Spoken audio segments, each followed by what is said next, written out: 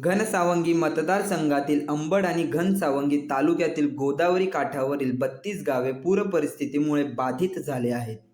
जायकवाडी धरणातून सोडलेल्या पाण्यामुळे 5 ते 7 हजार नागरिकांना स्थलांतरित करावे लागले. काहींना पहाटे रेस्क्यूकडून सुरक्षित स्थळी हलविण्यात आले. उपमुख्यमंत्री एकनाथ शिंदे यांनी व्हिडिओ कॉलद्वारे गावकऱ्यांशी संवाद साधत सर्वतोपरी मदतीचे आश्वासन दिले असून पुराचा धोका टाळण्यासाठी गावाला जोडणाऱ्या पुलाची उंची वाढवण्याचे निर्देश दिलेले आहेत.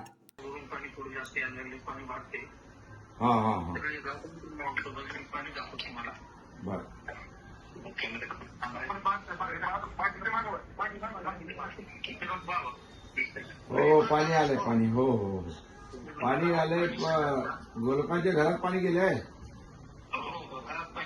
हो हो 90% लोक शिफ्ट केले. बर बर घनसावंगी आणि अंबड तालुक्या मतदारसंघामध्ये 10,000 लोकांना आम्ही शिफ्ट केलं. हा 12 कॅम्प उभे केले.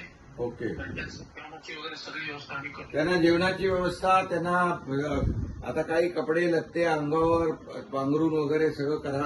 हा सगळी व्यवस्था करतो. त्या नाश्त्यापासून जेवणापासून गावातल्या काही लोकांना आपल्याला बोलायचे. हा जय नमस्कार. नमस्कार नमस्कार. आमच्या इथं 2006ला पण याच पद्धतीने पूर परिस्थिती निर्माण झाली होती. बर बर त्याच्यानंतर आज परत 2025 ला उद्भवली. बर इथं सहकार्य चांगल्या पद्धतीने मिळत आहे आपल्या प्रशासनाकडे आणि आमच्या रोकडे दादाकडे.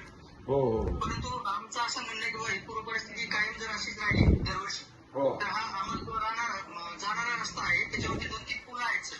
बर ते पुलाचं जर आम्हाला काम करून मिळालं तर हे पाणी जरी आलं वारंवार तर आम्ही तिथून लवकर बाहेर पडू शकतो. पुलाची उंची वाढवायची ना. पुलाची हाईट किंवा मग नवीन पुल हा तेच नवीन उंचीचा पूल बनवायचा. बरोबर ना. पुल जर मिळाले ते करून देऊ आपण करून देऊ. हा ते पूर परिस्थितीला आपण तर काय सामोरे जाऊ शकत नाही, नाही. जर पर्याय निघाला बाहेर तर बिलकुल तुमच्या शेतकऱ्यांच्या सोबत सरकार आहे. काही काळजी करू नका. आणि